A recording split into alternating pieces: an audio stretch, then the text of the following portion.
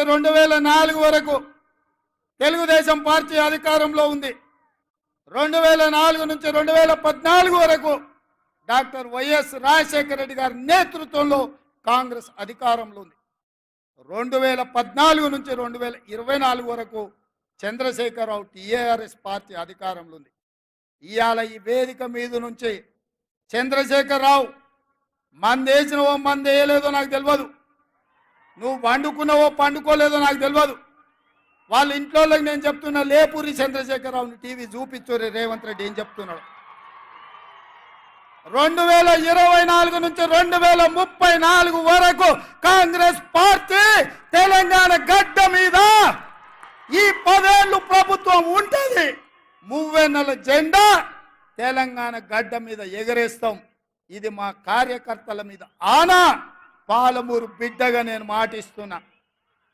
10 ఏళ్ళు తెలుగుదేశం, 10 ఏళ్ళు కాంగ్రెస్, 10 ఏళ్ళు బీఆర్ఎస్, మళ్ళా 10 ఏళ్ళు పాలమూరు బిడ్డగా చెప్తున్న కాంగ్రెస్ ప్రభుత్వం. ఇందిరమ్మ రాజ్యం ఉంటుంది. దళితులకు, గిరిజనులకు, బడుగులకు, బలైన వర్గాలకు, ఆదివాసీలకు, మైనారిటీలకు, మహిళలకు, నిరుద్యోగ యువకులకు, ఉద్యమకారులకు, అమరవీరుల కుటుంబాలను ఆదుకొని బాగు చేసే బాధ్యత నాది.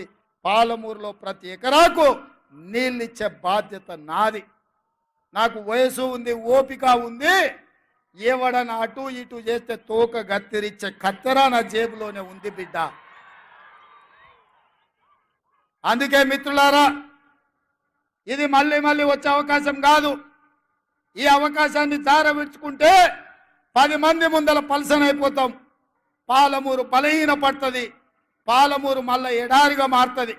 అందుకే పార్టీలకు అతీతంగా, ప్రాంతాలకు అతీతంగా ఇవాళ జెండాలు ఎజెండాలు కాదు.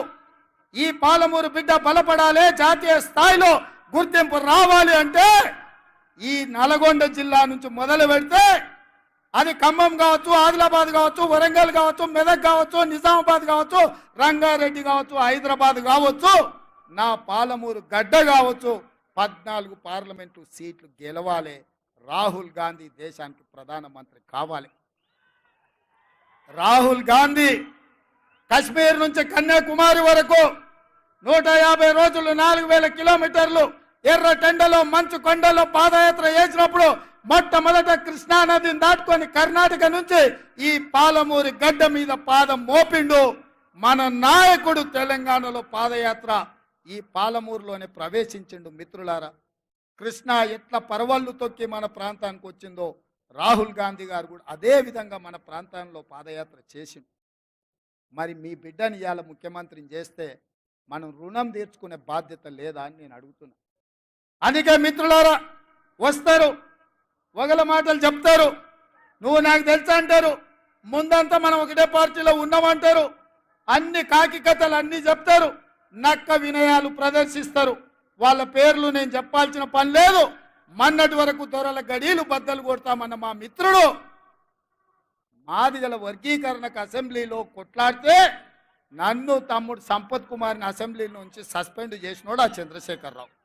అట్లాంటి పక్కన మా మిత్రుడు ప్రవీణ్ కుమార్ పోయి చేరడము మన పాలమూరు ఆత్మగౌరవానికి మంచిదా? మీరు ఆలోచన చేయండి. అందుకే మా పెద్దలు దామన్నను ఏబిసిడి వర్గీకరణ మీద ఢిల్లీకి వెళ్ళు, సుప్రీంకోర్టులో మాట్లాడు, పెద్ద పెద్ద ఉద్దండుల్ని న్యాయవాదులను పెట్టు, వర్గీకరణ చేసే బాధ్యత మనది. కేడి మోడీ ఇద్దరు మా మాదిగ బిడ్డల్ని మోసం చేసిండ్రు, మనం న్యాయం చేద్దామని దామోదర్ రాజనరసింహ గారిని ఎమ్మెల్యేలు అందరినీ తీసుకొని పోని ఢిల్లీకి నేను రిక్వెస్ట్ చేస్తే దామన్న పోయి నించున్నాడు. అందుకే మిత్రులారా, ఇవాళ ఒక్కొక్క సమస్యను ఒక్కొక్క చిక్కుముడిని విప్పుకుంటా మీ ఆశీర్వాదంతో ముందుకెళ్తున్నా.